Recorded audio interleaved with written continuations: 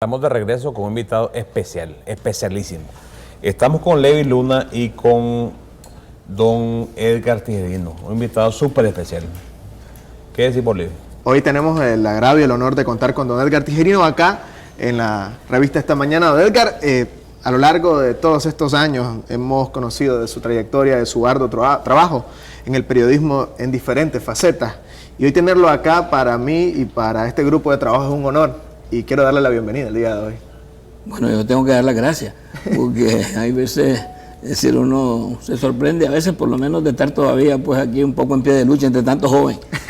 Sí, su trayectoria es bastante larga, más de 40 años en el periodismo deportivo y presente en diferentes eventos, testigos de diferentes cosas importantes, presente en la mejor historia del deporte, en los mejores momentos del deporte nicaragüense, pero hay un punto de inflexión importante en su carrera, de aquel estudiante que no tenía buenas notas, ya aquel estudiante en quinto año que pasó a ser un mejor alumno, aquel estudiante que estaba aprendiendo francés y que de repente quería dar un salto a la notoriedad, pero probablemente no en el periodismo deportivo, Edgar. Sí, bueno, uno piensa, cuando es chavalo es vago, pues no es vago todo chavalo, pero yo fui un chavalo vago. Y el aspecto está en que me gustó mucho el deporte, eso me hizo perder 3 años de estudio y obviamente las molestias enormes pues de mis padres. Y pues ellos pensaron de que yo podía ser un ingeniero. Yo entré a la escuela de ingeniería, pero cualquier estudio era muy duro para mí porque había que tener mucha disciplina. Y la otra posibilidad era medicina, que era tal vez más duro que la ingeniería. Y de repente una casualidad, pues mi vida ha estado llena de casualidades. O sea, yo diría que yo soy un producto de la casualidad. Y de casualidad en casualidad fui a parar a un periódico. Y lo más casual fue que ese periódico fue el diario La Prensa en 1970. Tenía una fuerza, digamos, muy visible, muy fácilmente captable. Entonces, saltando en esas casualidades, me vi envuelto en el periodismo deportivo sin saber escribir, porque todavía escribo con un dedo de una mano. Es cierto, y todo el mundo... en 2006, y yo apenas cubriendo una de mis primeras peleas internacionales, mirábamos como don Edgar tecleaba con un dedo. Como toca el piano, ¿eh? ¿Ah?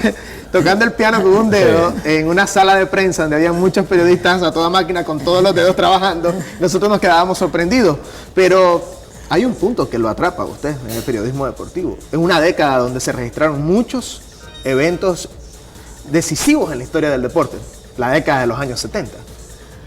Sí, fue otra casualidad, ¿verdad? Que yo comenzara y que, yo comencé, mi primer viaje fue a Panamá. En Panamá me encuentro con Donald Vélez ganando la única medalla de la historia de Nicaragua en atletismo, en Juegos Centroamericanos y del Caribe. Entonces, yo cuando iba viajando a Panamá no pensé encontrarme con un hecho histórico en mi primera cobertura. Es un hecho histórico que no solo... todavía es lo único que se ha logrado en una medalla de plata en Juegos Centroamericanos y del Caribe. Entonces para mí pues eso de Vélez era como algo normal, ahora es algo anormal 40 años después, que uno dice, bueno, eso ocurrió hace 42 años, 43 años, porque fue bien temprano, y después ya vino una serie de hechos, Argüello comenzó, apareció Denis Martínez, y fueron carreras que se fueron llevando un poco, es otro producto de la casualidad, pero yo tenía el antecedente de los años 60 y de los años 50, pues de mi época de estudiante, siguiendo el deporte muy a fondo, o sea, era sin saber que iba a ser periodista, pues yo comenzaba mi día a las 5 de la mañana yendo al estadio a ver entrenar a los muchachos de pista y campo, los conocía a todos, o sea, yo fui un vago completo, pues yo conocía todos los deportes y todos los atletas. Es difícil que un atleta de los años 60, de los años 70, yo no lo haya conocido o no haya tenido vínculo con él. Porque yo cerraba mi noche en los Marañones cuando terminaban de entrenar baloncesto. Y hablo solo de entrenamiento, después de pasar por los gimnasios en la tarde, después pasar por el entrenamiento de béisbol en las mañanas, desde la época de la profesional. Hablo de los años 60 cuando yo no pensaba ser cronista deportivo. Entonces mi día comenzaba a las 5 de la mañana y cerraba a las 10, 11 de la noche viendo deporte. pero andando en todos los deportes. Bueno, sí, pero en su defensa, si no hubiera sido tan vago, no hubiera conseguido tanto, ¿verdad? ¿Ah? Bueno, tanto contacto con el deporte, pero, Sí. pero igual el mundo del deporte también estaba pasando por momentos interesantes. Mohamed Ali estaba probablemente en el clímax Sí. de su carrera. Las peleas espectaculares contra George Foreman y contra Joe Frazier estaban en curso en una década donde también el béisbol de Grandes Ligas tuvo la maquinaria roja en su máxima expresión como un equipo del cual se tenía que hacer referencia siempre. Y como nicaragüense y como seguidor del béisbol no podía desconectarse también de ese mundo, a pesar de la poca tecnología de esa época. No teníamos televisión por cable, no teníamos internet y habían pocas facilidades para darse cuenta de lo que pasaba en el mundo, ¿verdad? Sí, claro, viéndolo hoy y tirando la mirada hacia atrás, uno ve que todo era más difícil. Hace unos días yo me puse a hacer un artículo sobre las 4 coronas de bateo que ganó Roberto Clemente y simplemente entré a Baseball Reference y ahí tenía todo. En aquellos tiempos yo tenía que ir a mi propio archivo, tenía que ir a investigar, tenía que ir a revisar. Bueno, cuando triunfa la revolución, yo tenía un problema. Durante toda la época de la insurrección y todo, yo perdí el Sporting News. Y yo tenía yo me jactaba de algo. Yo era el único en Nicaragua que tenía todos los box score de los nicaragüenses en Grandes Ligas, juego por juego. Y como al terminar, yo era suscrito al Sporting News, al terminar yo los cortaba y los pegaba en libretas que todavía las tengo en mi casa. Entonces al finalizar yo ponía detalles adicionales del partido. Claro. Entonces yo tenía eso y si yo iba a Denis Martínez. Pero ¿qué pasa? Cuando yo comencé a trabajar en Barricada, solicité que si me permitían ir a San Luis, porque en San Luis estaba jugando David Green. Pero mi idea de ir a San Luis no era tanto seguir a Green, era ir al Sporting News y comprar todos los periódicos que me hacían falta. Y yo fui y traje todos los periódicos que me hacían falta y logré completar las carreras de todos ellos. Cuando aparece el internet y el Baseball Reference, pues para mí fue un golpe brutal porque toda mi vida de trabajo, 20 y pico de años, quedaban destruidos en el sentido de que había mejores cosas en internet y yo las podía imprimir. Y entonces todo mi trabajo no servía para nada, pero lo guardé. Pues en principio hasta me dieron ganas de decir de todo, hay que botarlo, hay que destruirlo, porque ya no me sirve.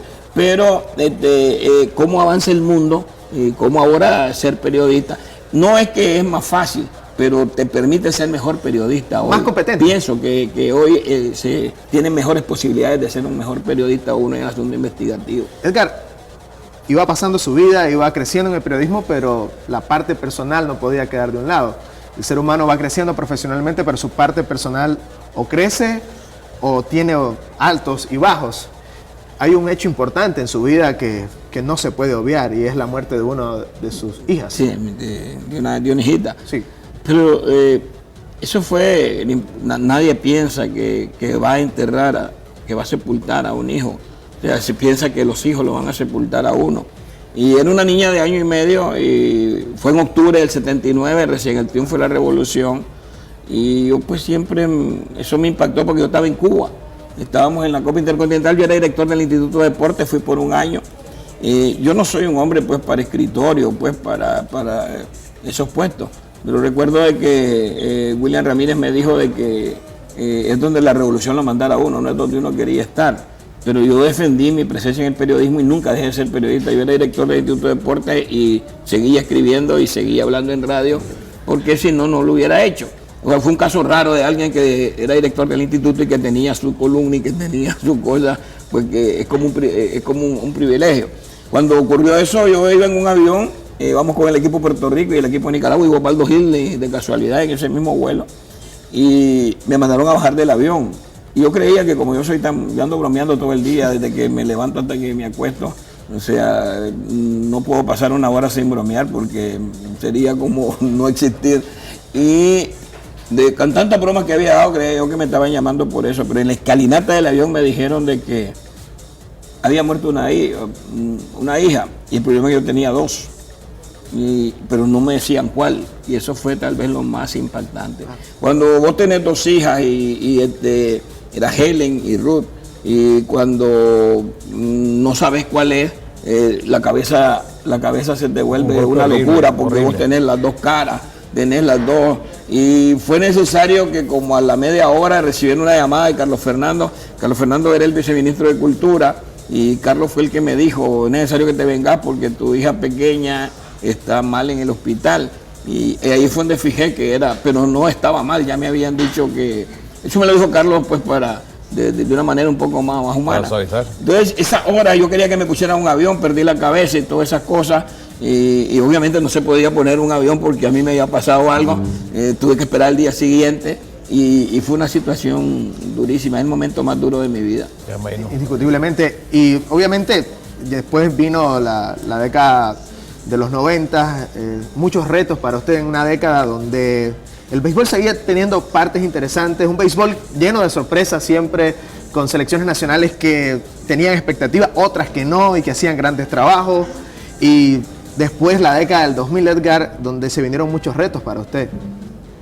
Claro, yo pienso de que el primer reto de mi vida fue dejar de ser un problema para mis padres. O sea, cuando yo era un material para reformatorio, nunca lo he ocultado.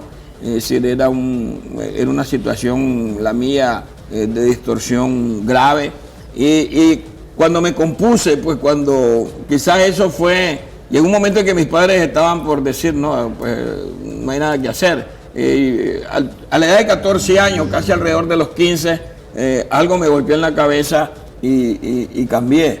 Pero yo digo, el tipo que era un prospecto del reformatorio o de la cárcel, pues una vez yo participé en un asunto delictivo que es como es pues un robo, mi papá se hizo cargo de pagar todas las cosas, ya que fue bien dramático. Pero yo decía que yo no podía seguir por ese camino. El deporte era lo único que me gustaba, pues era y lo que único podía salvar su vida en ese momento. Entonces, pues yo me compuse porque yo no podía seguir siendo ni el tormento de mis padres ni el tormento de mí mismo. Y yo hice un cambio drástico, pero no fue ni por la fajeada. Mi papá me pegaba a diario, o sea, yo recibí castigos muy fuertes.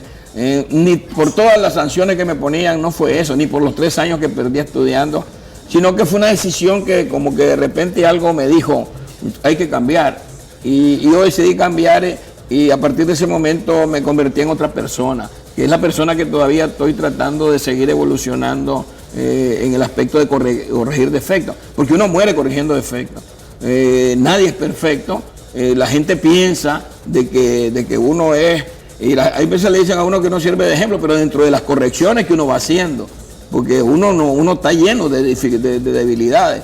Y yo siempre le digo, ahora que doy charlas en las universidades, que me llevan, siempre le digo a los muchachos que no se crean, como decimos nosotros, la mamá de Tarzán y todo, porque uno nunca es lo suficientemente bueno, uno nunca es lo suficientemente grande, y que una de las armas enormes que uno tiene para superarse es ser humilde con uno mismo. Porque yo siempre tuve claro que la humildad comienza con uno mismo, o sea, viéndose al espejo.